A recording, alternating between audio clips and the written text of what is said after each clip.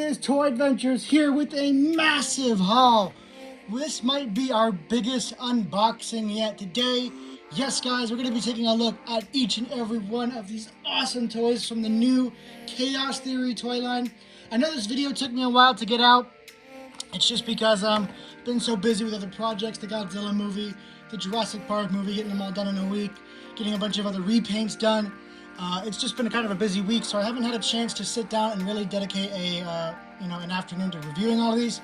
So that's what we're going to do now. We got the Beckles Spinax, the Ceratosaurus, Parasaurolophus, Baby Apatosaurus, Gallimimus, Bahadasaurus, and a little Chaos Theory pack with Darius in there. I have to have my camera on 0.5 mode because this is just such a big haul here. We don't have everything from the Chaos Theory toy line, obviously. I kind of picked and choose what I wanted, what I didn't want, what I thought would benefit my collection and what wouldn't. So here is what we have. What we have here is what I pretty much curated from the Chaos Theory toy line. What I figured was worth getting. Now obviously I'm going to get the rest of the Camp Cretaceous characters, probably when they're on sale a little bit later, just because look at all this money I spent on this already. So I might, fill in the gaps eventually, but for now, we're going to take a look at everything you see here. And man, what should we start with? It's kind of a daunting task. We're going to go ahead and start with the Parasaurolophus. This is going to be our first look of the day. It is our third or fourth incarnation of our para. I believe it is our fourth. And let's see how they did it. So, here we have the para out of the box. And this one is definitely a bit of a mixed bag. I really like the sculpt work on it. The proportions are a little strange, but still definitely a Parasaurolophus. Although my biggest gripe with it is that it can't stand on its two legs. It can't be bipedal, which the para is. It is also quadrupedal, but it also is bipedal as well. So the fact that it can't stand up on 2 feet is kind of a bummer. I'm sure that's really a weird pose. Maybe you could find where it works. I'm really trying here, but it looks like this is pretty much the only pose you're really going to be able to reliably get it into. The sculpt is just a little awkward. Luckily I have at least this Parasaurolophus. I couldn't find my original Mattel one, but I did find the Camp Cretaceous and good old Hammond collection. So with this one, you obviously also couldn't put it in bipedal mode. Actually, no, you could, because they allowed more movement and in and out with the thighs, so you could space the feet out a little bit more. So these two right here are based off of the same type of Parasaurolophus. These are both the luxury Parasaurolophus, as they would be called in evolution. Might get your head for it. So, how does this new para stand against the others? Well, it has some pretty cool gimmicks. I think I like the paint better on the new one, just because I'm not really a big fan of metallic on a toy or on a dinosaur. I know it fits because it's supposed to be the glowing luxury versions. Just not my cup of tea with this. But I like the more muted color schemes here. And of course it has the light up gimmick to imitate that luxury instead of having to imitate the bioluminescence. Instead of having that metallic paint, they just went with a LED gimmick, which I do think is a better option. If you don't want it, it's not there, but if you do, it is. Although if you do want a more permanent looking version, I guess this is still a great Parasaurolophus. Mattel really hasn't done a bad Parasaurolophus to date. They've done ones with little mistakes and minor gripes here, but nothing too bad. The mouth can open, which is a huge plus. The arms move in and out and move back and forth and whatnot. So pretty standard. I would not quite call this their best Parasaurolophus yet, but it is a very good one. I'd say probably second or third best with their paras. I think their original release is best sculpt-wise. I think Hammond Collection is the best overall. And then this one, I think, is the third runner-up, just because it has a really nice, defined sculpt in there with all those pebbled scales. Whereas this one just feels kind of wrinkly and devoid of too much detail. So definitely a huge improvement on this new para. But improvements are not just with the herbivores. Let's get these guys out of here and let's take a look at our Ceratosaurus. So here is our new Ceratosaurus in the flesh. And I may be a little wrong here, but this certainly looks like one of the Rana color schemes or Rana pattern color schemes from Jurassic World Evolution. Kind of looks like they took that inspiration and brought it into Camp Cretaceous. If you guys know what color scheme I'm talking about, you guys know it's one of the variations of the Rana pattern in Evolution. But as for this figure itself, it is pretty good. It looks really good in the box with that new sculpt. But its ability to stand is a bit questionable. I mean, yeah, it stands here, but it kind of stands at a weird angle. And its feet are very stiff to move. But I think you can kind of get it into a good pose, kind of. The feet are just a little awkward. I wouldn't call them bad. They're just awkward, and that's really the best word I can say for them. It just has a bit of an awkward stance. The face sculpting here is a huge improvement over what we got before. I mean, Ceratosaurus has been done horribly, mainly by, well, Hasbro. Mattel came in and did a better job. They did a good first crack at it, but of course, over the years, they improved it. Funny enough, I'm just going to show these two because I don't actually find the Hammond collection to be an improvement on this. Face sculpt-wise, obviously body-wise it is, but face sculpt-wise, no, I don't think it did too well. But this new one is definitely a huge improvement. It's much more polished, more defined, and just a little bit more organized and less messy. This sculpt is kind of bootleggish. It kind of gives off that bootleggish energy, whereas this one looks really official and really just, well, polished. Again, another really good word I can think for it. Its little ability is this little, you know, kind of mouse wheel up on here.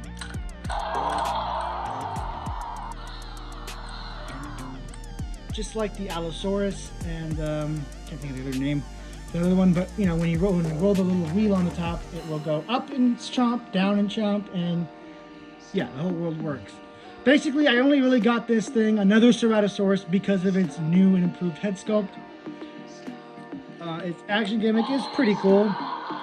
One thing I never really like about these medium ones is that you can't turn their head at all. There's no articulation in the head whatsoever, which is kind of a bummer. I mean, at least let me turn the head. But I mean, sculpt wise, this one is still good, and it's probably going to get repainted in all honesty. For those of you that I'm going to be repainting, I'll try and flash an image of what you can expect from them, just because, you know, to reward you guys, the real ones, for watching this video. You guys get to get, I didn't touch that. That's creepy. Anyway, you guys get a early preview to future customs that will be popping up in movies. I mean, especially that Bethel Spinax. You guys are definitely going to want to see what that one's based off of, or what I'm going to do with it. So stay tuned for that, because I'm saving that big boy. I'm going to close off on the Cerato, but I just had a couple more things to say. The colors. Wow, he's really sensitive. The colors are kind of boring. I like the green, but there's nothing on the belly, so it just looks really toyish. Just a very boring color scheme, but a good start off for anyone who wants to upgrade it, and a good molded toy for anyone who wants to do a full repaint to it. Next up, these two. Here we have the baby Apatosaurus and the Gallimimus. This Gallimimus is really not that great. I'm kind of glad I didn't buy a bunch of them, just because it can't stand. It can't stand. I don't know if it's just mine. Guys, let me know if you own this same Chaos Theory Gallimimus as well. Do you have standing issues with yours? This one absolutely does, as you guys can see. It just wants to fall over on its side. I guess it's because its legs just aren't, lined up well. This is something that happens with a lot of their little dinosaurs. It's kind of why I avoid their little dinosaurs, because if their legs are warped, obviously with it not being articulated, you're just kind of screwed. Unless you can warp it back into a spot where it can, pose properly, it's just not going to work. Sculpt-wise, it's pretty standard. It's your standard Mattel Gallimimus. They haven't really improved or gotten worse in any way. I guess the definition on the face sculpting is better, but I mean, really, to me, all these galleys kind of just look the same. This one still has those big feet, big old legs. Just looks a little funny. But the mouth can open now, which is a huge W I used to whine about that. I mean, come on, let dinosaurs open their mouths and roar. That should just be a default. I'm so glad that they added that. The neck obviously moves up and down, but to a really pitiful extent. I remember the old ones could go way farther down. So, in terms of it being a galley, I love the fact that it can open its mouth, but it's definitely not the best galley. I think if you want a definitive in-scale galley, either obviously the Hammond collection, but that's super expensive, or maybe the 93 Classic Wave, that galley that came with, I think, Dr. Grant. That one, it's really colorful based on the Kenner one. That one's still probably my favorite galley from Mattel. Maybe a Apatosaurus. Yes, yes, and more yes. I absolutely love when they add baby dinosaurs into the wave. It's just so much fun. I just love it. I like having little hatchlings. I wish they came with the main figures. It's just cute. It's just cute. Why not? Everybody loves dinosaurs. Everybody loves baby dinosaurs. Everyone likes puppies and whatnot, cute little baby animals. So why not add more of them into the line? They're perfect for minis, and they make the perfect these little attack packs. These little packs for little dinosaurs is perfect for not only, little dinosaurs, but baby ones too, like this Apatosaurus. So I'm really happy they made this. Obviously, it's based off the TV show. I get that, but I think they should do more just random baby dinosaurs. Like just do like a baby or infant, I don't know, Gallimimus, Parasaurolophus, Giganotosaurus, Therizinosaurus. Just give us more infants, even if they're not canon. I think it's a really adorable thing. And as you can see, this one is really nicely painted. It has this nice turquoise up top with this gray main body. This is not a color you see on the main Apatosaurus. I'll go ahead and flash a picture of the Apatosaurus right here. As you can see, it is significantly different, but it's a baby version, so you could just kind of say, the colors mute as it grows up. But still a wonderful little toy, and the sculpting on this thing is very nice. Try and get a good angle of it. Come on. There we go. Just really nice sculpting. I love the big baby eye. The head can go down a pretty fair amount. Not quite to ground grazing level, but still good enough. And I'm sure it'll look really cute next to the adult. Obviously, I'm not going to go grab the adult and haul it over here. I'll go ahead and just put a picture up so you guys get the idea. But yes, this thing is, obviously dwarfed by the adult. Next up on our list is this Jurassic World Adventure Pack. Kind of just an assortment of stuff. You get what looks to be a younger Carnotaurus. Now, I know when they introduced this first figure, initially it wasn't supposed to be a younger version of a Carnotaurus. It was just an economy version where it's just smaller to be in a multi-pack. But like I said, I love baby dinosaurs, and this is a perfect opportunity for an infant or at least a juvenile Carnotaurus. So I had to get this. I had to get this, and I might get multiple more when they go on clearance just for that Carnotaurus, so I can make like an infant demon. Love that. Love that they did that again. And other than that, you get Sticky Moloch, Dimorphodon, a huge Dimorphodon. Now that I see it compared to a human, oh my god, they made the Dimorphodons way too big. Way too big. For those of you that don't know, the Dimorphodon is supposed to be like the length of Darius's leg in comparison to a human. And look at the size of that thing. It's like a Thunderbird. Ugh. Then you get Darius, obviously, and this big Despicable Me-esque looking net gun. It looks pretty goofy. Anyway, let's get this thing opened up and see what the quality of the figures are. It's just a bunch of repaints and repacks. And here's everything in that adventure pack, all laid out. First, we're going to take a look at Darius. Obviously not how I imagined Darius as an adult, but then again, my imagining of Darius was literally just cobbling together extra action figure parts to try and make something that kind of resembled him. But this is definitely a pretty interesting interpretation of him as an adult. I guess it is him as an adult. It's their character, so. But pretty interesting. The toy is pretty nicely sculpted, actually. I'm not going to lie. It's for copying the animated style. It did a pretty damn good job. Come on, Darius. Get the focus. All right, there we go. Yeah, I mean, where is he? Here we go. Yeah, I mean, they did a pretty good job. It's obviously going to be a lot easier copying an animated character than a live action, but I mean, they did a good job. This looks like Darius, unmistakably. For the art they made for Darius, this looks like him. Very nice figure. Hopefully the other ones look just as good for their characters as well. Here's this big goofy yaw gun. This big Despicable Me fart looking gun. You're supposed to aim it at the dinosaur and... Whoa, that went way farther. It's just a dumb little net. It does not actually net on things, obviously. I mean, what is this gonna do? This is a freaking tablecloth you're shooting at the dinosaurs. This is like something like your grandma would like have on the table or something. Like one of those crochet things. Definitely not a full body net to spring all over the dinosaurs, cartoon style, and catch them in a big cartoon net. No, this is not some Wile E. Coyote contraption. This is a dart with a napkin on it. All right, so we got that covered. We're gonna take a look at the Dimorphodon because I do not give a damn about this thing. All right, look at that. The whole back lifts up for that scan code. Arms got some kind of paint on them. These haven't changed since the beginning of this toy line other than putting that big, godly, awful flip thing on the back. Okay, we're done with that. On to we're gonna take a look at the Sticky Moloch next because I have a lot to say about the Carno.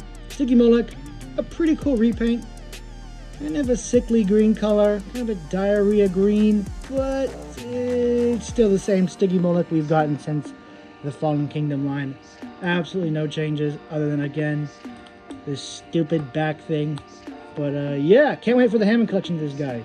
On to the Carnotaurus. So again, this is just a repaint of the Dominion one. It even has the chipped horn right there, which does kind of make this thing look super particular and not as a good overall baby Carno, but I have tons of epoxy and that would not be hard to just make a custom little horn tip replacement for him. It would just kind of be hard to make it look exactly like the other one, but it is possible. Obviously this is based on just our regular Carnotaurus. All the other toys of Carno we've gotten look like this with this red and the darker brown. So it makes a perfect little juvenile to go alongside your Hammond collection. That's why I really mainly bought this set, was for that, because the Darius in this set, first of all, isn't really a good figure to stand. I mean, I lied. It's a good figure to stand, but I didn't really buy it for that because what I was mainly going to say is this is not the definitive Darius. It's him with this yellow jacket. That's the kind of figure I would want of Darius. So I mainly got it just for this Carnotaurus, and I think it, I can't really say it was worth it because it was a pretty expensive set, but the Carnotaurus is definitely nice, and I'm definitely happy with it. I might just have to go and get another, just so I can make a custom baby demon. Up next, we're going to be doing the Bajadosaurus. I'm pretty sure that's Bajadosaurus in Baja, California. I'm pretty sure that is Bajadosaurus. Again, it's one of those dinosaurs I'm not exactly super familiar with. I've seen it around a lot ever since I was a kid, but it was never one I was big on or interested in, so I never really took the time to memorize its name. I always just thought it was super otherworldly and strange and just really out there, and the toy definitely captures that.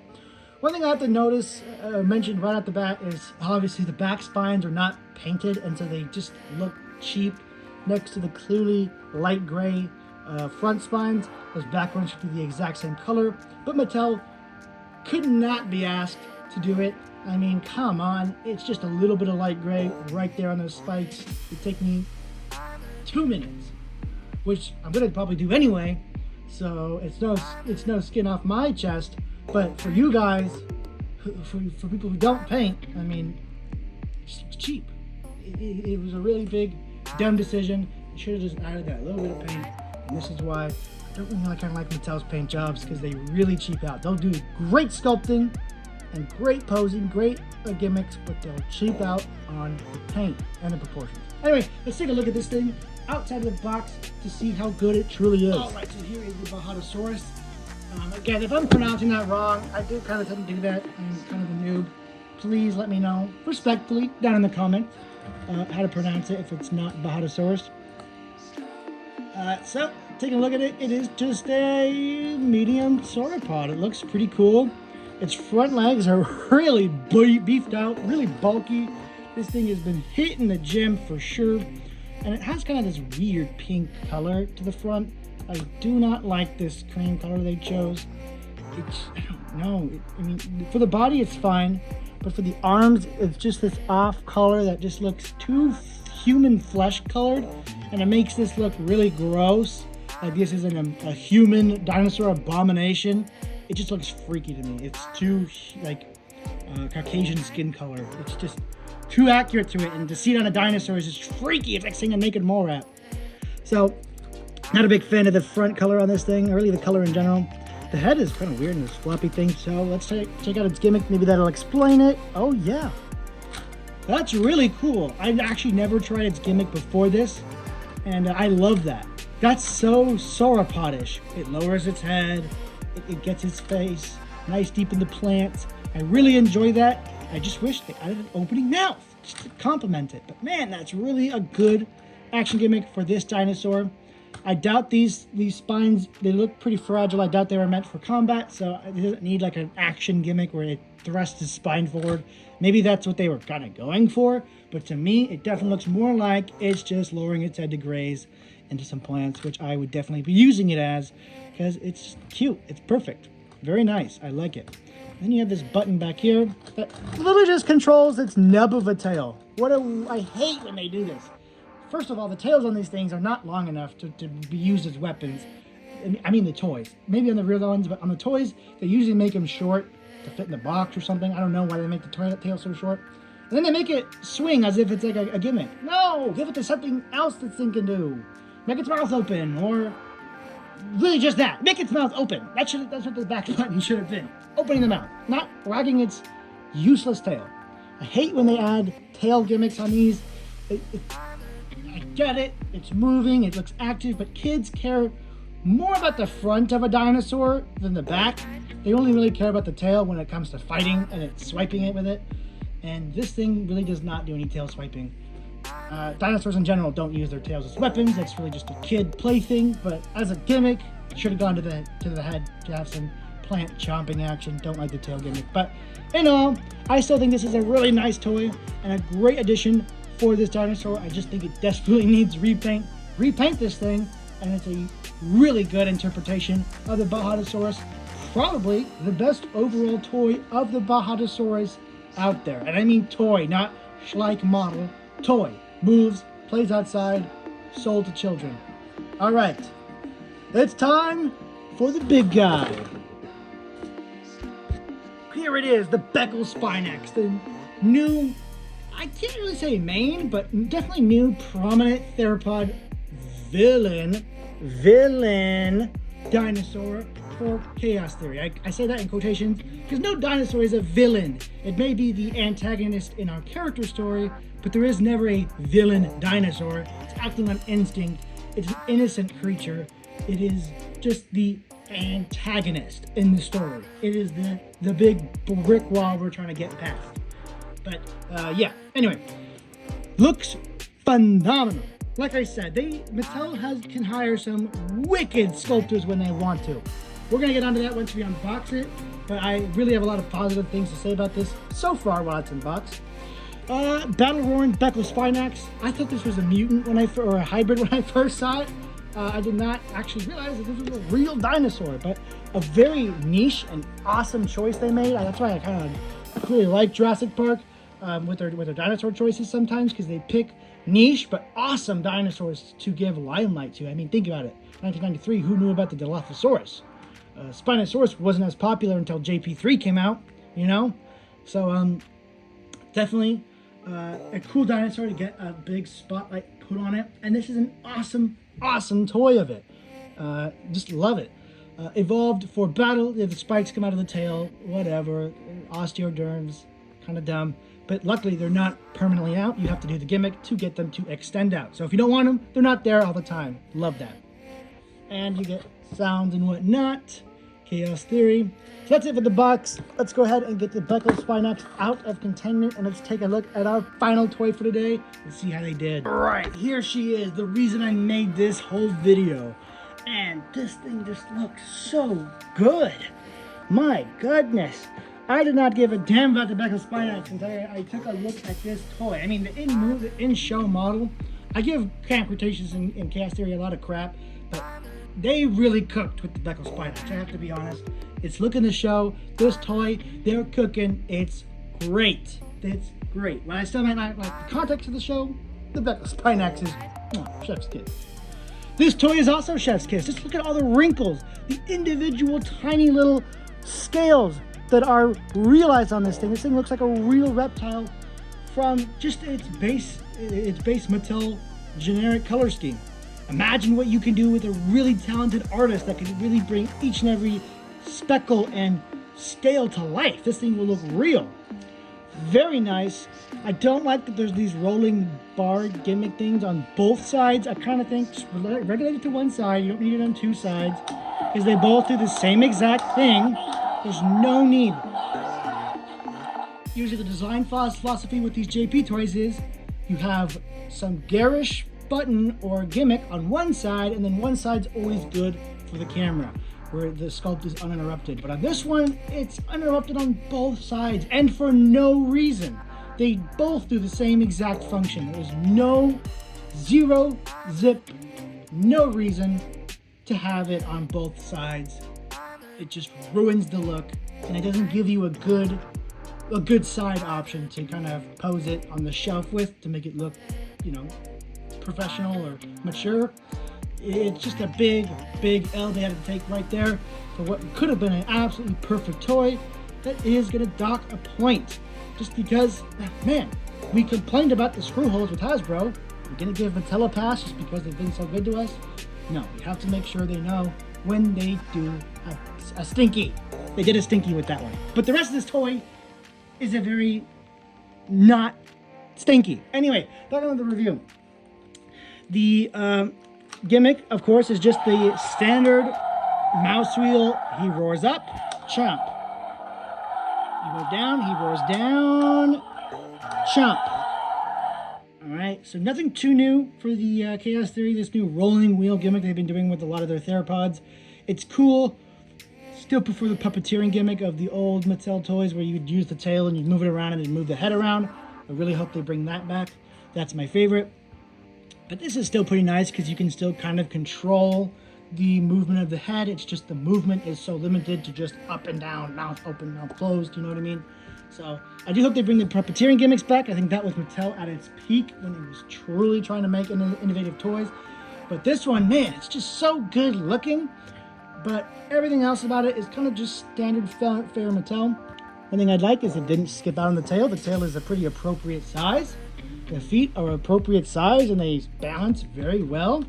The head looks amazing. I mean, proportions wise, they really did not skimp out of this guy at all. Paint, it's still a good paint scheme for Mattel. I can't lie. They really, the rolling wheel is pretty much the only point I can dock off of this thing. The paint's good for Mattel. I mean, you got a light green being faded in from the top down into this darker OD green. You have this brown going from this to the bottom all the way up into the head with the red in there. It should be more bright red, but that's all right. You know, Mattel kind of does their interpretations. They have the cream for the bottom of the jaw and going out of the neck. I kind of wish it went to the entire body. Maybe that's not accurate. I'm not sure, but I still think they should have done that just because it adds more color. And of course, you got the brown for the top sail. So not a Monster Arts or custom dinosaur level of paint scheme here. Not even Creative Beast Studios kind of good, but it's still for Mattel. I'd say it's a step above their usual dinosaur. So that means this thing comes out at a strong 9 out of 10. It is a fantastic toy. Sound.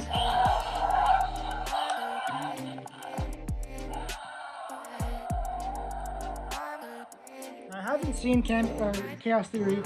I don't know if those are those roars, but those kind of sound suspiciously like Indominus Rex roars. So maybe it's just another case of reuse. I'm not sure. You guys are going to have to let me know because I did not watch Chaos Theory.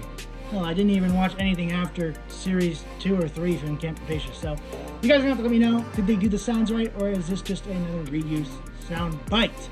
Anyway, guys, that has been a huge unboxing. We took a look at a bunch of awesome dinosaurs today.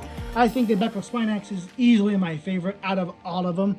The sculpt, not really the paint, but the sculpt, the proportions, just the attention put into it, it's really nice, and definitely the main toy you're supposed to get for this toy line.